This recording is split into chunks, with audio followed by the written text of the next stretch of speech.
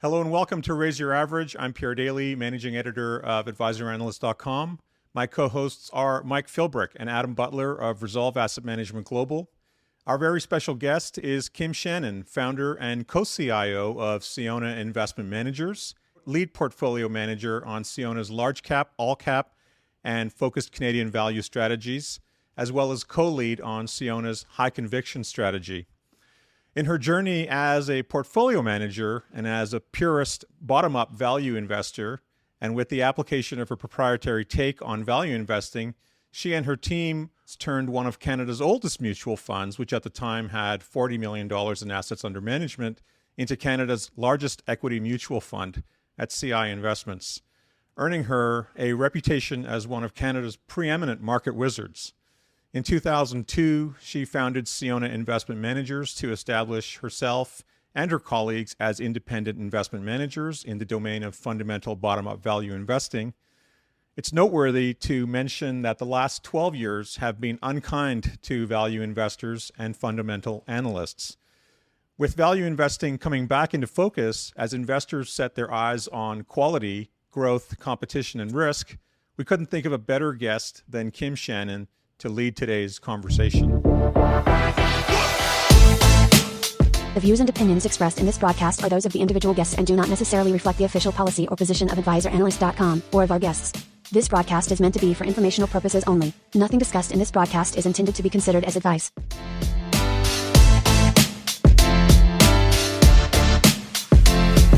Kim, it's terrific to have you on Raise Your Average. Welcome. Perfect. Thank you. Thanks for the beautiful introduction. I liked it. You've had a terrific career and a reputation that precedes itself. Kim, to kick things off, for those of us who don't know you, please tell us about the arc of your career, your background, your experience, and what you're up to these days. Terrific. Thank you. Well, I started in the industry almost 40 years ago. And it was a very different environment, you can imagine, than it is today. And certainly my path as a woman coming into even business, much less investing, was a little bit on the convoluted side. It wasn't a traditional career path by any stretch of the imagination. And it certainly wasn't a great environment for anyone to think about entering Canadian equities. Because back in the early 80s, we had interest rates that were at extremely high levels. And, why would anybody buy risky equities offering a 9.5% average return when you could roll T-bills at the time at 13%, which is what I did in one job back then. And so very few people entered equity investing, but the way the world works is often entering a field when no one else wants to enter it, gives you a clear and open opportunity set overall. And I started off in insurance, where I worked for approximately 12 years managing internal insurance reserves. With some really great practitioners that really taught me how to invest. In particular, John D. Tomaso was an exceptionally good value manager, more of a cigar butt value manager than I am. I think that everyone has their own flavor of value based on their own personality. And I was wanting to add a little bit less risk in my portfolios for clients than John D. Tomaso was willing to do. And then I moved to an investment counseling firm to learn the craft of having external clients and interacting with external clients. Now, when I was at the insurance company, I'd started managing segregated mutual funds. So I'd entered the retail space and had a pretty good track record in those early days for seg funds. But, it wasn't until I was at this investment counseling firm, me and my partners, did I actually get exposed to both institutional clients as well as mutual fund clients. And I took over that mythical, the Canada's oldest Canadian equity mutual fund, the Canadian Investment Fund, which started in 1932. But it fallen on hard times with managers that hadn't done a great job for it and was down to 40 million. And through good stock selection skills and obviously a good market for value, really built the track record. And then I was lured away to go join Merrill Lynch in its second return to Canada, and built up their asset management, their retail asset management division in Canada. And 6 months later, my client, Spectrum United, followed me. And then we were eventually sold to CIBC. And within 6 months of that sale, my largest client, Spectrum United, was sold to CI Mutual Funds. And that's when the genesis of Sionna occurred. So back in 2002, I launched Sionna, and I launched it as a sole proprietor because, it was known that CIBC was fairly litigious. So didn't want to give them any reason to do that to me. Built up the firm, hired a bunch of young people and built up the firm. And now the firm's, this year will be turning 20 years old overall. So that's a bit of the career path, and along the way, I have to say the environment was also very different back then. If we talk about male, pale, and stale in asset management today, it was much more so that back then. There was very few women in the field. I mean, there's very few women in asset management today. The numbers are 1.5% of AUM are run by women today, and even fewer with women with senior ownership or founding of firms overall. But I think that asset management is a meritocracy. So I think back then it was even harder to get in. I think it's much more open, and people are very interested in building diversity in their organizations. But it is a meritocracy, and so if you're capable and talented and focused and motivated and interested, I think it's very possible to do well in the field today. That was great. Yep. I'd love to hear how you talk to young women who are considering to come into the industry nowadays. So, obviously the industry's evolved, our culture and society and norms have evolved meaningfully over the last 20, 30, 40 years. But the industry is still the industry, right? So I'm curious, as you look at the state of the industry today, what kind of guidance do you give young women who, what are the trade-offs? What benefits that you talk to them about? Right. I think it's very similar to almost any other professional services job. And when I say that, I'm talking about lawyers, accountants, medical professionals, engineers. It's that kind of field. You are dealing with clients. So I think there's a lot that appeals to women. It involves both sides of the brain, and for a lot of intelligent people, that's very, very appealing. So on the one hand, it demands the skills of being fairly analytical, fascinated by ideas. I personally don't think that it demands enormous mathematical skills. I think it needs rudimentary math in terms of, add, subtract, multiply, divide, and understands percents and relationships. That I think most intelligent people can handle. But I think that the other side of the business, and particularly in investing, it's about being very focused on people.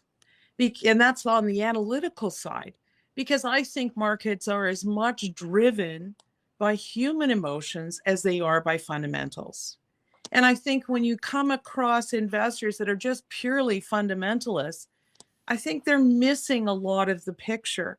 Because why does the market one day, trade at euphoric highs, And then sometimes the next day trade at very, very depressed lows. I lived through October 1987, when the market fell, over 20% in one day.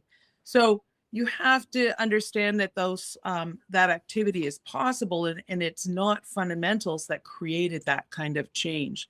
But there's also a human side to the business.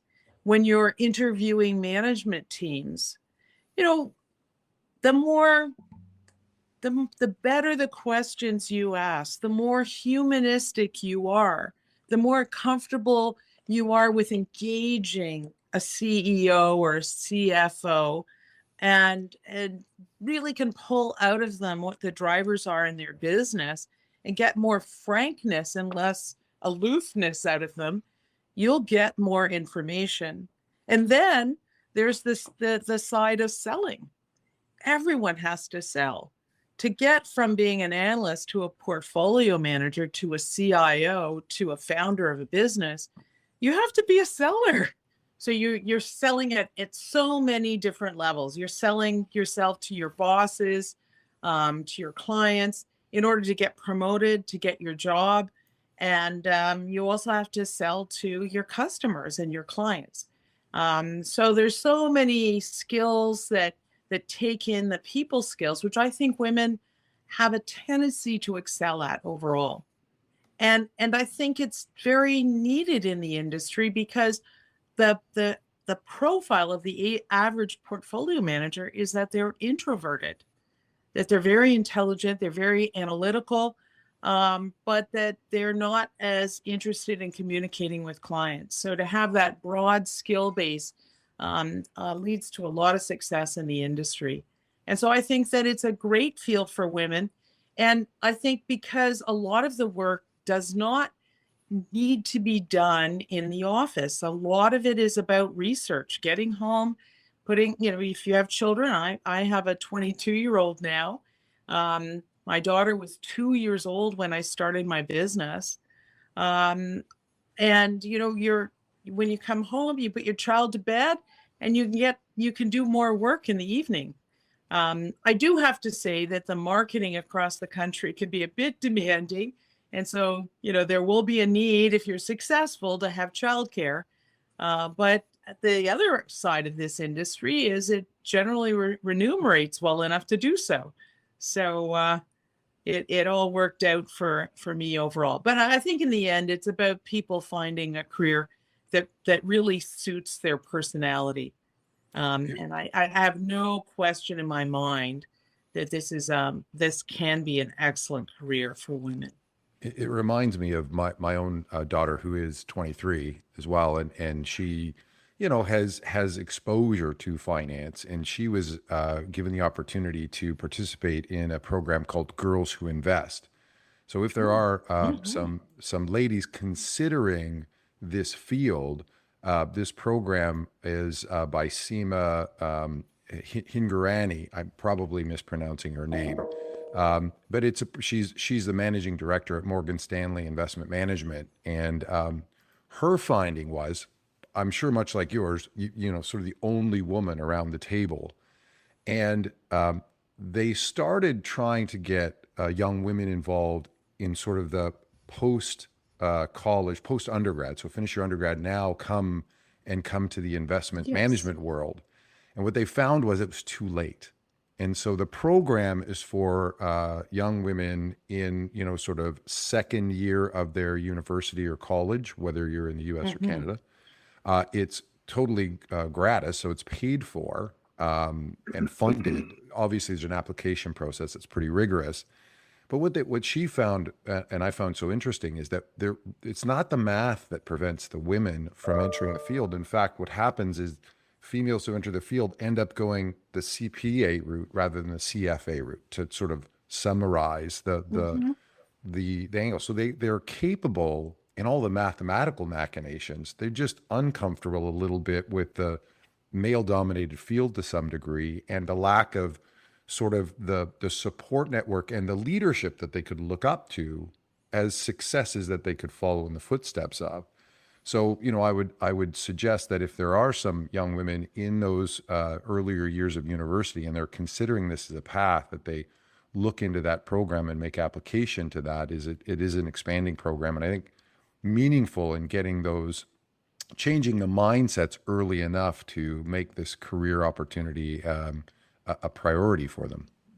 Right. I think you've just hit the nail on the head, and I am familiar with that organization. It just started about 5 or 6 years ago. It's pretty impressive. But women need mentors. They need to be able to model after somebody that they can identify with. And when I entered the industry, that was a real challenge. But I did find some successful women, albeit not in the field, that were able to mentor me and encourage me and suggest how to make it work in their lives. So I'm an organization like this will be critical in the early stages. And in Canada, we do have women in capital markets as well, which has been encouraging, throughout their entire tenure, that women consider fields in the finance field overall. Excellent. Yeah. Go ahead, Pierre. So, yeah, I think the business is, this is a business where, you really, I don't think you can get into, for example, retail advisory anymore, except under the wing of a senior advisor. And only because the way that the industry has gone, it has really migrated away from transactional, from commissions and into the fee-based realm, or it's at least it's in a major transition away from that transactional realm. And so, and to your point, Kim, which was that, you have to wear so many hats in this business. You can't just be the investment manager, the portfolio manager, the advisor. You have to be a counselor. You have to be a marketer. You have to be a salesperson. You have to be all of those things that go to make a business successful. And when you're getting started, especially whether it's as a portfolio manager or as an advisor, you really do need to you really do need to be, you need to be all those things all at once, all the time. And so sometimes you end up being really good at one of those things and terrible at the others, or if you really set your heart on it. So that's why the mentor is very important, right? I mean, the mentorship is critical in terms of sort of demarking those priorities early on, as opposed to being either a really good, you could be a great salesperson and a terrible money manager. And, a lot of people have made it in the business, being that. But it's exceptional when you can be both a really great marketer and a salesperson and a great investment manager altogether. Yeah. And counselor and, a good listener and a good friend to your clients. How have you seen the differences between dealing with, so your career has spanned a whole number of different relationships. And so I'm interested in what were your strategies as you walked forward in your career, moving from, sort of insurance captive, then to, a little bit more OPM or other people's money. And then also the OPM going to retail as well as to institutional. And what are some of the differences and the nuances that you've picked up when you're communicating with your clients that are slightly different in these domains? And how have you capitalized on those insights? That's a really excellent question. And I also think it speaks to what an issue you raised earlier, which is that you have to start building the skill base earlier. And, there's lots of talk out there. The tipping point, I think, expressed it fairly well, Malcolm Gladwell, where he said, in order to be world-class at anything, you really should have been doing it for the last 10 years to get up to that level. And, when you look back, it's a lot of the volunteer work you did earlier in your career that built a broad skill base. And then you bring a problem-solving mindset into the game. And the industry is constantly changing. And so when you're facing problems, you end up dealing with them. Like for women back then, and I still think to some degree today, you're having to deal with the fact that people don't, there was a certain level of sexism and, a non-belief that you could go all the way. So you had to decide you were going to defeat that problem. And what kind of way were you going to defeat that problem? By working really hard and paying attention to what made other people very successful, and then trying to build that skill base. And you just keep pushing that envelope over and over again, and seeing solutions. Like, one career burden for myself was my organization was having a lot of difficulty making me lead portfolio manager. And I had read that one of the ways of inspiring a firm to promote you was to embarrass them by you becoming the leader of an industry organization. So I became the president of the Toronto Society of Financial Analysts. If the world was seeing me in a leadership role, it was a little embarrassing if my organization wasn't as well. And so you keep, noodling the problems and solving them. At another stage of my career, I heard that portfolio managers sat on charity investment boards and got to hire and fire external managers. And I had done a lot of board work my whole university career, and I'd always done volunteerism. So I decided, I worked at getting on those boards, and then I got to see what it felt like to sit on the other side of the table. And therefore it makes you a better communicator to that group. But I think it's about sensitivity, understanding, who people are. And so by sitting on other boards, you really get to see the communication, how to communicate better to those groups. And it's about understanding your client base, what their needs are, and speaking and selling to all those levels. As a portfolio manager selling into a major retail channel, the selling point is at so many levels. You are selling to the gatekeepers of the organization.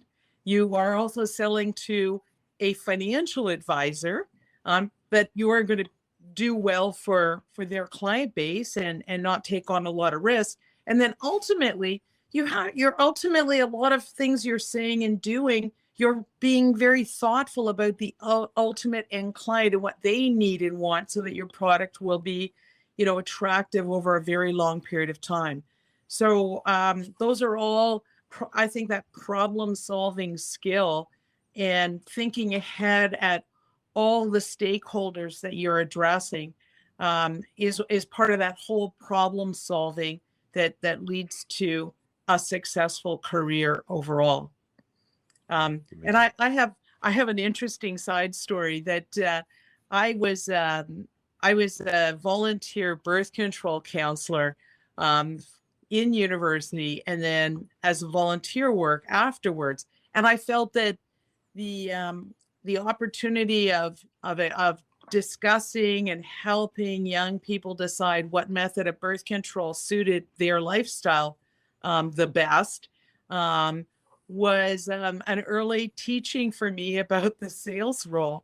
And so, all those unusual experiences of volunteerism can all contribute later on to parts of the success of your career. Amazing. And I don't want to miss out on the opportunity to dig into the whole value investing complex and that sort of stuff. So maybe we can shift gears now and jump into that side of the program. Yeah. And I was going to risk the segue of Alaxis to you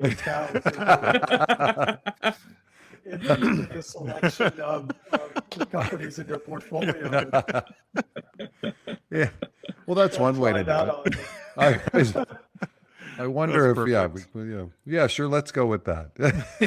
Well, certainly there was a nice setup from Kim for sort of looking in the beginning of your career, the opportunity set now, And how have you spanned that arc as you've had to adapt value investing to remain successful and to continue to be relevant in this domain? And what are the challenges today versus then? And how are you approaching that, and get into the nuts and bolts? Because I think there's a lot of listeners that are going to want to know about that too.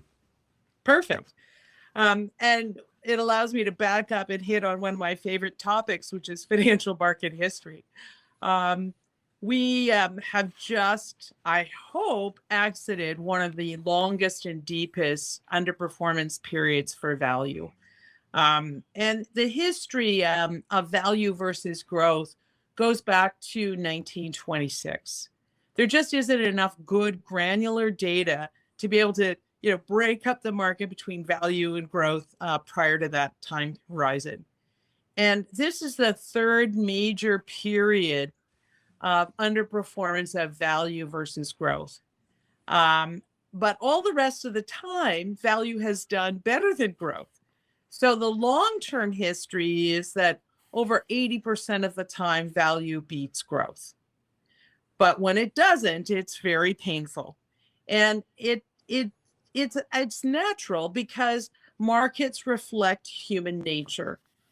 And the pendulum of what is interesting to the market swings back and forth over time. Just like you see in politics, you go from political left to political right. There's so much in life that keeps flipping and changing. People want to try something different, and the world evolves a little bit and tests the other side of the equation. And so we've just had an incredible major growth phase, but it was the longest and deepest. And so, no one in value management has faced this kind of challenge that we are aware of in the past using this investment approach. And so it's been pretty brutal for the practitioners in the field. And a lot of us attempted to adapt by, moving a little bit more into quality, a little less rigorous on certain value factors. Price to book became a little less relevant, and partly due to some accounting changes that happened out there. And so a little less reliant on that, leaning a little bit more heavily on other investment tools, and just sharpening your pencil and hunkering down and trying to do, an even better job. And by getting less distracted, that helped in terms of focusing on the job. But, it does look like the pendulum wants to turn again. We have reached a bit of an extreme in valuation, and the market seems to have is heading back. And if you don't mind reminding me of the fullness of your question, because I segued out and I want to the core of the question. I think you're answering it beautifully. And it's so that was then, and this is now. We've had this swing, and have you taken the opportunity to adapt? How is Kim Shannon and Sonoma approaching the challenges, and how have you adjusted, and how do you continue to remain relevant and competitive? And then maybe some of the secret sauce that goes along with that. Well, maybe start with the sort of core framework, Kim. It's like, how do you think about value overall and valuing companies? And then maybe, contrast a few different kind of prototype value styles where you kind of fit in, and then how your spin on it is a little bit different, why you think that those differences are important, and then how they've evolved over time in response to this wacky market environment we've been in the last decade. Well, there's a lot of questions in there, so let's hope I touch on a lot of them. And partly it comes down to a philosophical approach overall, that value managers believe that the market is irrational. It's we can't possibly believe that the market is efficient. Otherwise, how would you be able to get excess returns from stocks overall? And we believe that from time to time, individual stocks will get too inexpensive, too cheap, well below intrinsic value. And we want to, own those stocks as long as the risk factors are acceptable, and then patiently wait for them to go back to intrinsic value. And I think the core belief that value managers believe vis-a-vis growth managers is that, growth is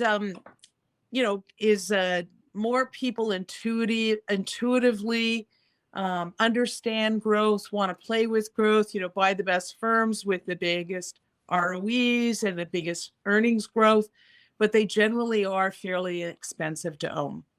And I've seen many studies in the past that show that, growth stocks do really well until they don't.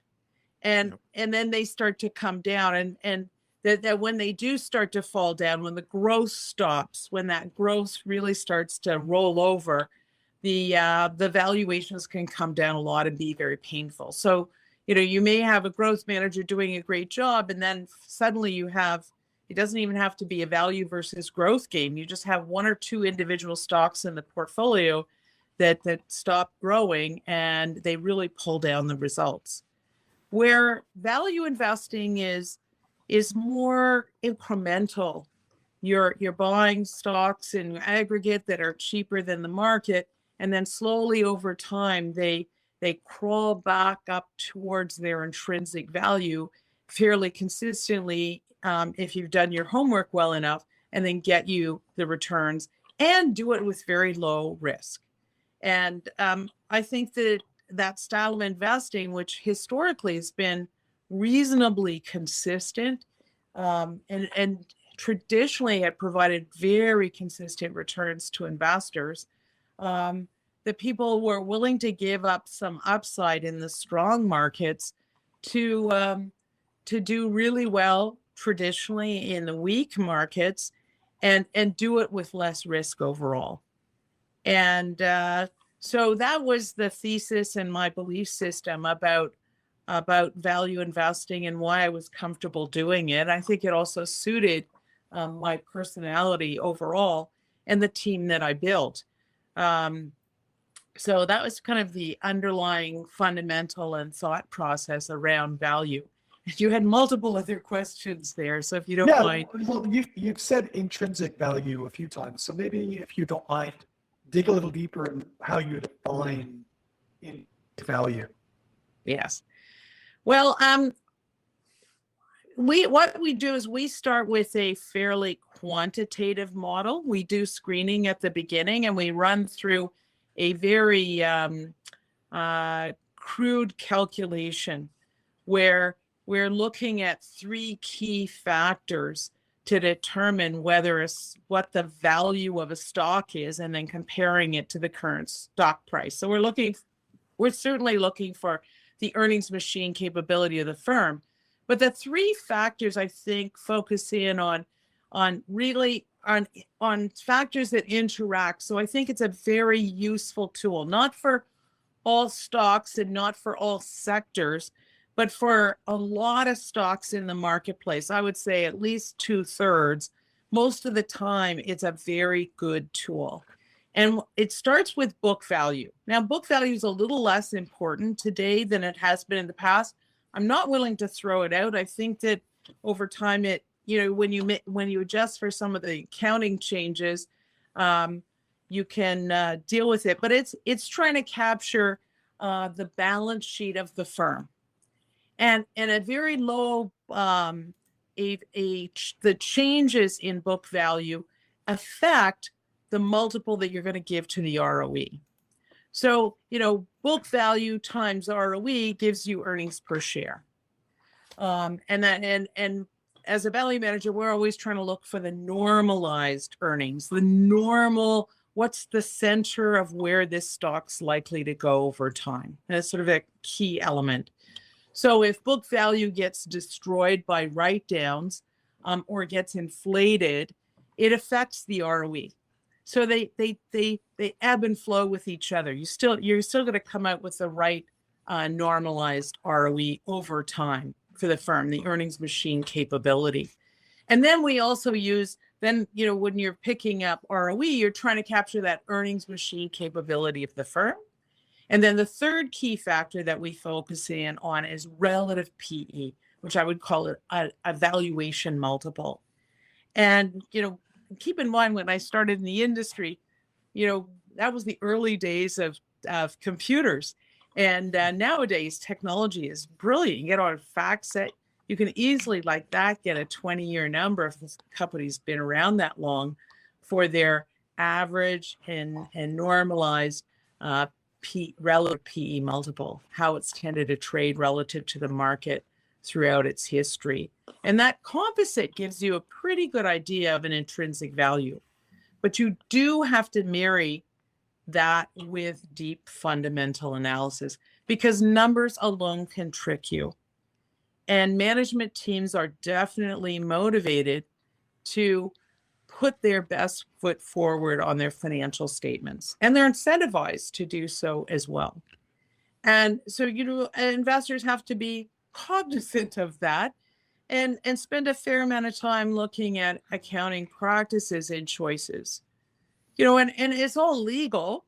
There's a lot of variety of accounting choices a management team can use to demonstrate the results of their firm. And it's intended to give an industry group choice to use the most appropriate to describe what's going on. But like I said, there is an incentivization to put your best foot forward. So there is a fair amount of accounting work that needs to be done when examining firms. And there's also understanding the overall business, and then also judging the quality of the management. And then finally, also looking at the consistency of management over time. So by starting with a quantitative model, we're making our job easier, because we do produce the models weekly and look at how the names change throughout time. But it's also very useful in market schisms, where the market changes very dramatically, like October 19th, 1987 or 9/11. Major market moves, you just immediately reprint that model, and it gives you a really good sense of where you should be putting your research really fast to take advantage of that opportunity set that's suddenly come out. So that's the benefit of using a model. But in terms of our fundamental research, we actually, to add some rigor and discipline to it, we use a very structured questionnaire template. And there's a number of sub-questions underneath each one.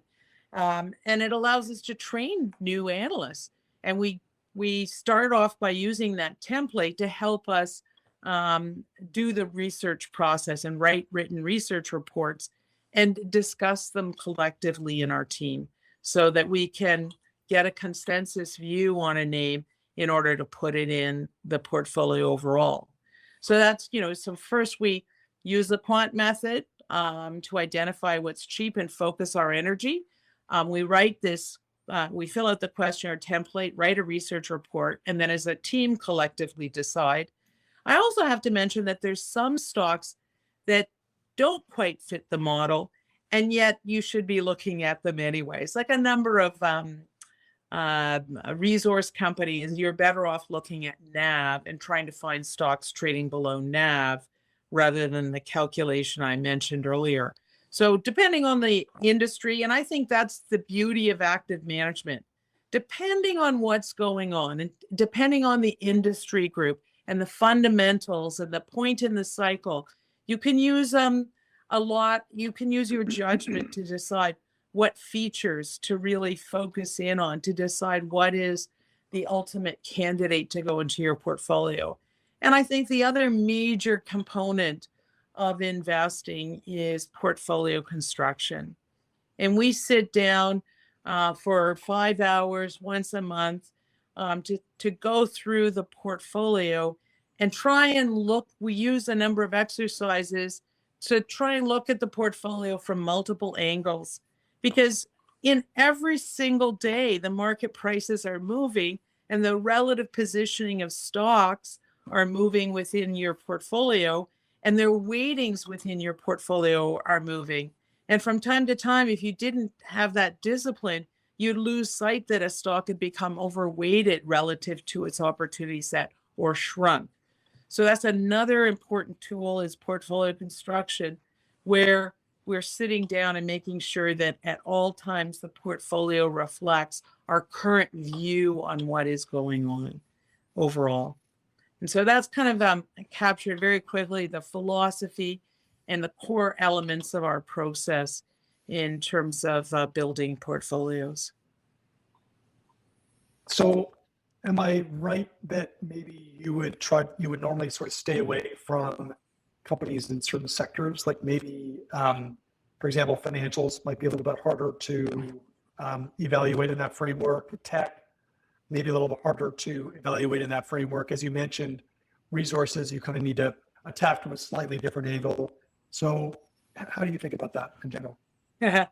Yes, that's a really good question. And here in Canada, we use what we call relative value investing, which we think is very pragmatic for the Canadian marketplace.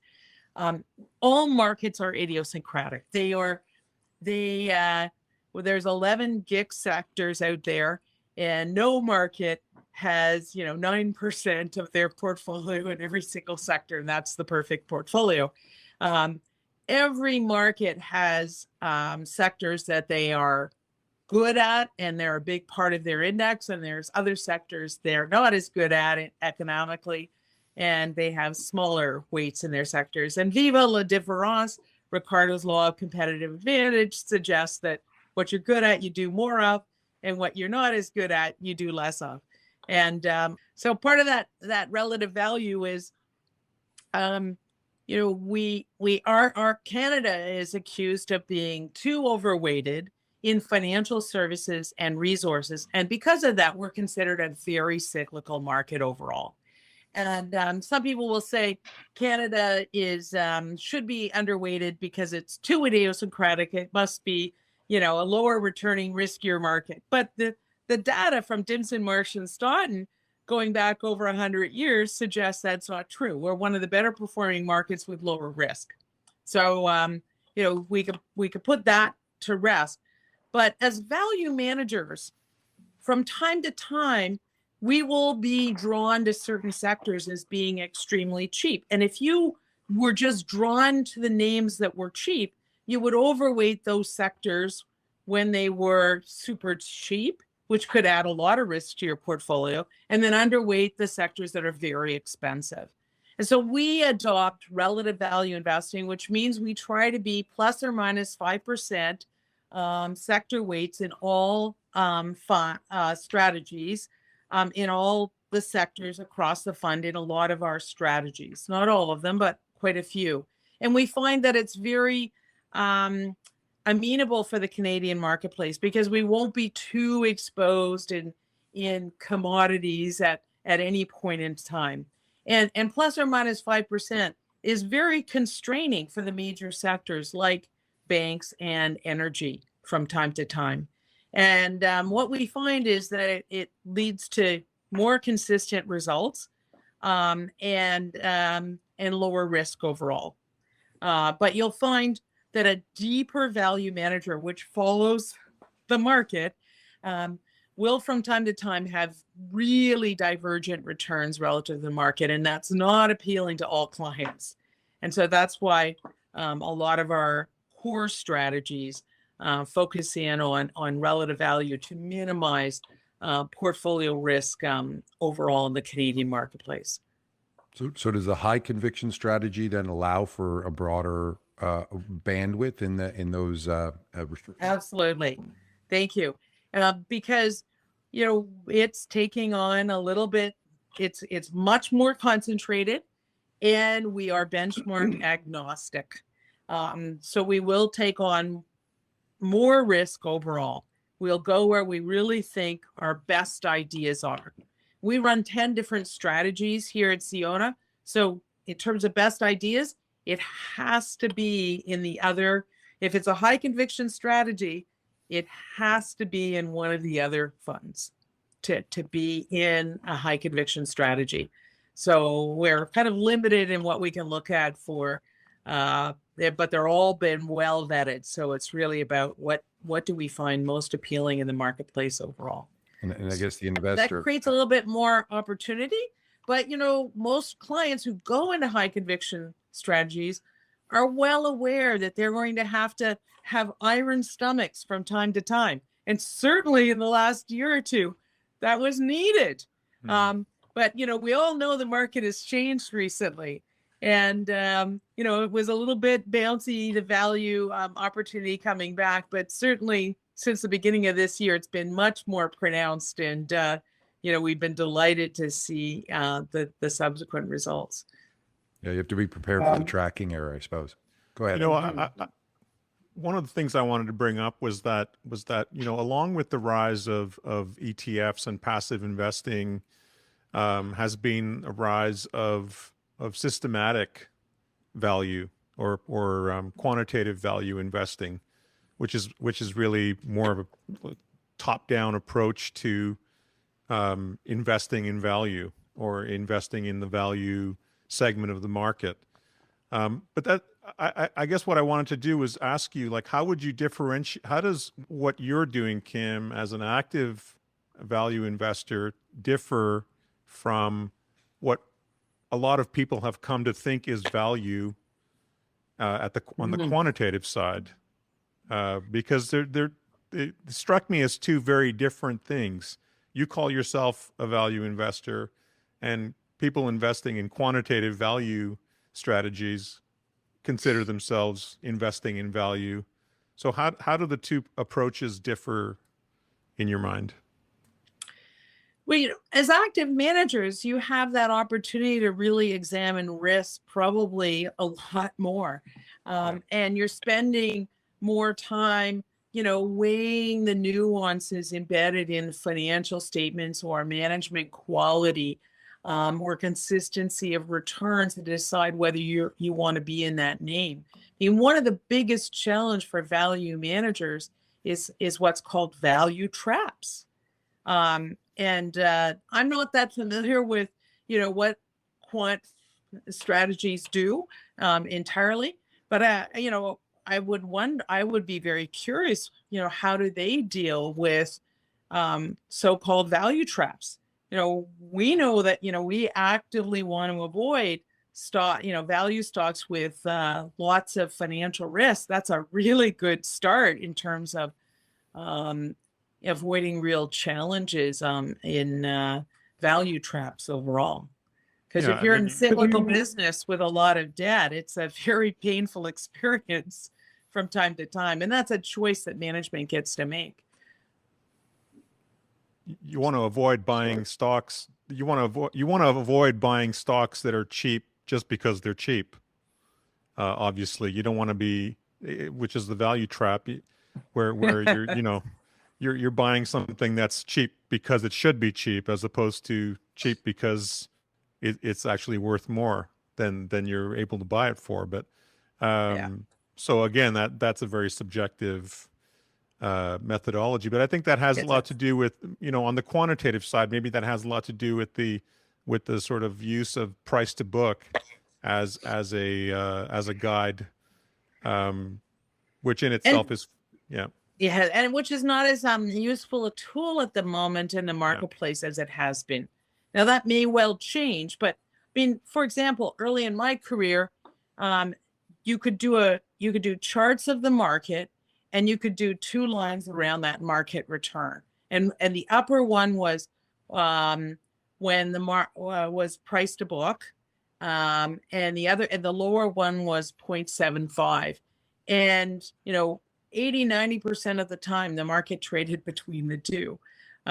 So now we have the market trading, significantly above book all the time. And it is only occasionally you get a chance to ever buy a stock trading below book overall.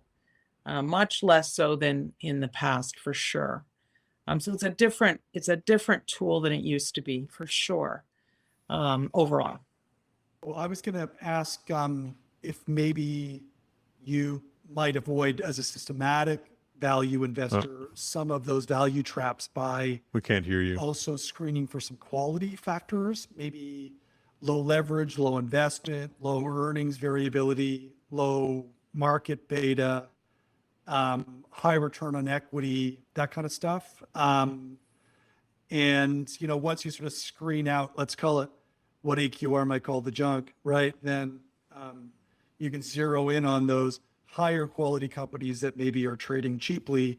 And then there's probably more work to do either on the forensic side, digging through how management chose to account for different items, going through the footnotes and, seeing whether they've taken some liberties with certain other different accounting items. So it just is a function of really maybe using more diverse criteria the field, and then really get the microscope out and apply some of the more forensic and subjective or qualitative type of rigor that you would apply as an overlay. Is that a fair position? I totally agree with everything that you've said. And I would call that good quality risk management as well. How to avoid losses. And if you're buying an index or an index-like product, or just buying it on the surface of a couple of factors, all of that variety of factors that come into play about how you get off the fence and decide, are the risk factors acceptable enough to take on this opportunity for reward. I mean, that's you're touching on that core crux of all investors investing, but particularly value investing, because when we're buying stocks, they're not easy to own. They're ugly. When we're buying them, they are so cheap. They've got problems. They've got challenges. That's why they're inexpensive. They shot themselves in the foot some way. There's some cyclical problem. But you believe that they're going to recover from that and come back. And that's why you're entering that stock overall and you're taking that chance. It's through that analysis, you're going to come to that conclusion and put that in the portfolio or not, because there's that precipice where you're sitting on the top and you're going, I so want that reward. It's so fantastic. The expected return is amazing. And we're getting some large cap Canadian value stocks, like Manulife, with very rich expected returns on the one side. But on the other side, you can scare yourself on any stock with the potential risks. And how do you get off the fence and decide, I'm willing to take the risk for the reward, and I think I'm going to be paid for it. And that's probably one of the hardest things any fund manager does, because we know very well from past experience how painful it is when you have a stock that doesn't deliver or does very poorly or doesn't do what you expect. You do want to avoid the losses are loom very large in your psyche. So you're going to do a lot of work to make sure you're quite protected on the risk side so that you can get the reward. Okay.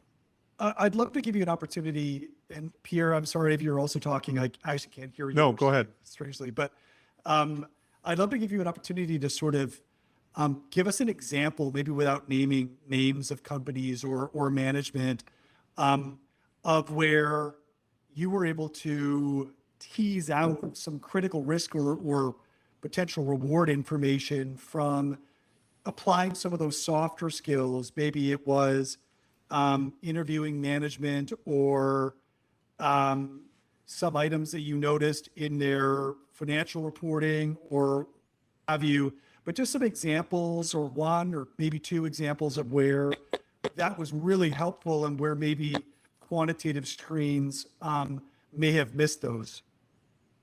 Well,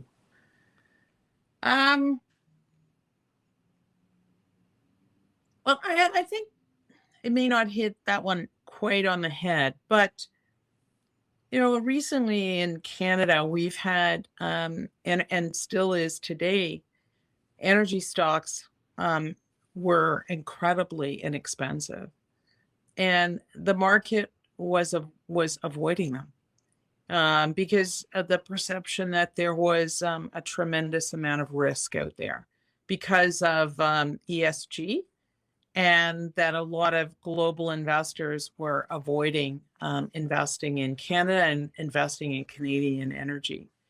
But by doing enough fundamental research, we felt that the market, the desire to move towards ESG was so great that had overlooked some of the challenges of getting there too fast.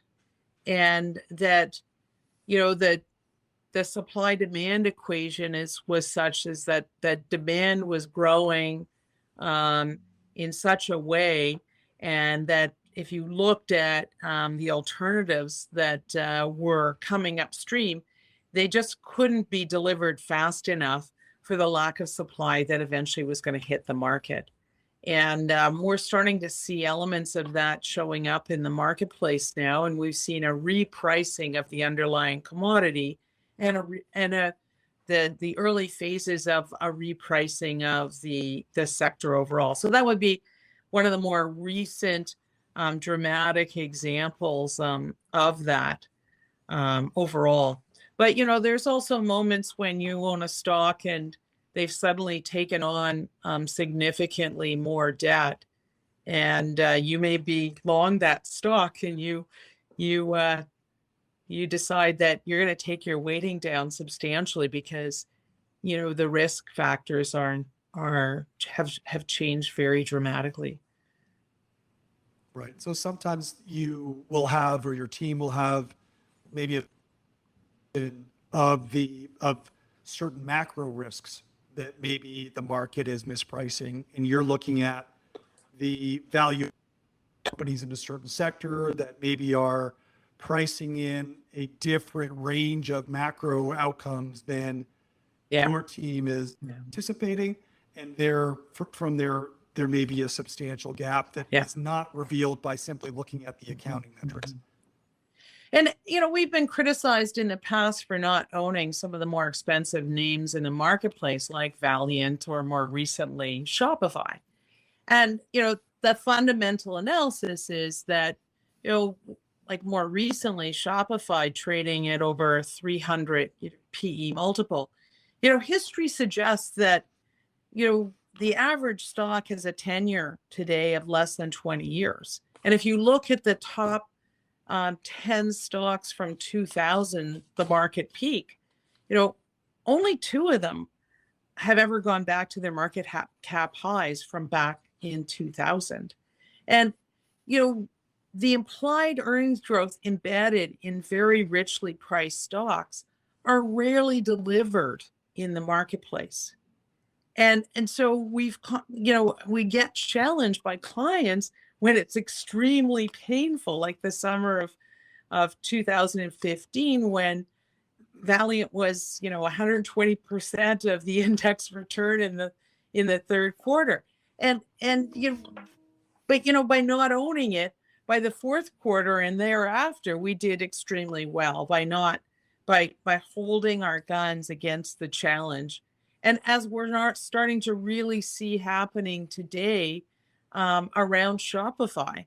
Shopify, I think, is a very interesting company. And as a Canadian, I would love to see it thrive. I just think that the expectations for earnings growth are so high at the current PE multiple that history suggests that it's unlikely to be able to be sustained. And that's that would give you an example of a stock today where we have a variant view on what is going on with that stock, even though you think it's a great business model overall. And we're shifting from maybe a growth-oriented regime to a value-oriented regime. I think everyone on this call actually would benefit from that shift. But we're also, I think, maybe on the precipice of shifting towards a more inflationary regime. I'm just wondering whether you are seeing this effect bubble up from sort of a bottom up analysis in your portfolio, and or whether you're also trying to steer the process a little bit towards a view that we may be entering a more inflationary cycle? Well, it can and does ultimately impact your overall market PE multiple that you would apply in your overall in the fundamental and model overall. So yeah, inflation is a big factor, and when I started working with the model early in my career in '86, we were using the overall market PE multiple was more modest than it is being used today, because there was higher inflation back in the '80s than we are today. It turns out that inflation is actually good for two key factors for Canadian investors. One is that value is very good. Inflation is really good for value. And here in Canada, Professor Hassan Asakas at the Ivy School of Business, the Ben Graham School of Business, he, in conjunction with another colleague, wrote a great article about going back to the 1930s, rolling value versus growth and rolling 3-year records, that when inflation is a mere 2.5% or better, which clearly we're in that camp today and may well be for a couple of years here, that value tends to outperform growth by 11% per annum. So, a very good environment for value. And I think that's partly why we're starting to see value do extremely well, as we've had an incredible inflation number. And as people have come to realize that inflation is not temporary, but, is starting to affect more permanent factors like wage growth. And it's really hard to roll back wage growth overall. So, we're starting to look like we're in the beginning phases of inflation, as well, since, we haven't had inflation in any material way. We've had disinflation since 1981. So that's 40 years. We've been knowing there's going to be this paradigm pricing shift. The pendulum is swinging, that maybe it's now. So it's changing the valuation in that direction. The other one is looking back from the 1970s, there was 5 periods of inflation in Canada. The National Bank did that survey and showed that Canada did much better than the US in terms of being a decent inflation hedge. And so we are of the opinion that, the Canadian market is likely to do well going forward, partly because it's so inexpensive and has an above average dividend yield, and that Canada tends to be a better inflation hedge. And you could sort of argue, almost from a fundamental perspective, being more resource commodity orientated than the US, that we would benefit from inflation. And certainly when you look back in the 50s, the post-war era, when there was inflation, Canada did outperform the US. So those factors coming into play to the benefit of value managers overall. So that's fairly encouraging. Plus, the 3 factors together suggesting it's good for Canadian value managers in particular. I guess it's also, adding on top of that, you have those large growth companies who have dominated this growth-oriented market, who benefit from the disinflationary side of it. And now you've got, on top of the potential, the valuation effect on inflation, but then you've got the money flows that come from those growth investors who will, potentially be disappointed over the next number of quarters and years. And those money flows are going to probably head towards where money gets treated best, as money does. People start to realize that those discounted rates of growth going into the future, when you increase the, discount rate, all of a sudden that lowers those expectations, and now you're headed to areas where you're seeing resource influences that increase the expectations coming from very low multiples. Right. So it seems like the table might be set for, hopefully another decade or two of this reversion for value back to trend and growth back to trend. Exactly. When you look back in history, particularly the recovery in the early 40s, which as well was a movement from a long-term disinflationary period to the beginning of an inflationary period, you had a very dramatic turn back from growth to value. And the first 3 to 5 years was one of the best outperformance periods. And you've seen it as well in the past, in 2000, this great comeback for value after, when the high flying tech stocks, the .com stocks came down.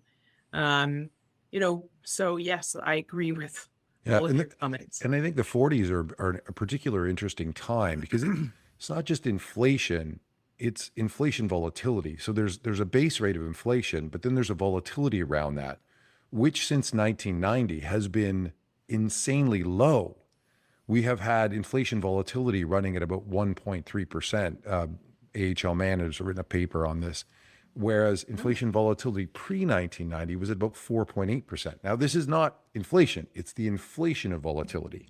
So how much is going up and down and the surprises. And what's so interesting about this 40s to 50s period where we were coming out of World War II and price controls were being removed, what was happening is you had these spikes in inflation. It wasn't like the 70s where it was this just increasing sort of inflationary pressure. It was a spike and then an abatement or a sort of a new level and then a spike and a new level. And, so you get this inflationary volatility that's at play as well as just the base rate of inflation, which I think has some really interesting implications for changes in leadership when it comes to, sort of growth versus value as an example. That's really that's really interesting. Actually, that's like that's really I've been hearing a lot about the 40s analog for today, but that's a really interesting point, Mike, which is that we're seeing the same kind of inflation volatility today, aren't we? With the supply shocks and the, it's a really strong echo. Yeah, and as Kim points out, right, that wages don't regress. I mean, once you go up in wages, that's not an easy thing to say. Oh, we're going to cut your wages today. Yeah, that dog's not going to hunt. Anyway, Kim, it's been an absolute pleasure to have you on. And I think we have covered just an enormous swath of topics, from women in investing to value to the current circumstances. It's been an absolute pleasure. I'm wondering if you can also let people know where they can find you, if you're on any kind of social media, whether it's LinkedIn or Twitter, your website. Yeah, we're on all of the above, of course. And Sionna.ca is how you can get to us more directly overall. So thank you for that opportunity. Yeah, thank you, Kim. It's been a pleasure to talk to you today. Thank you. Great questions. Great fun.